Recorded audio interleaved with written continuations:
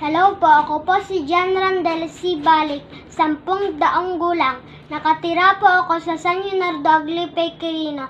Ako po ay grade 5. At ngayon po, ang gagawin po natin ay gagawa po tayo ng pamaypay gamit ang karton, kawayan, stick glue, kandila, glue, paintbrush, at ang paint.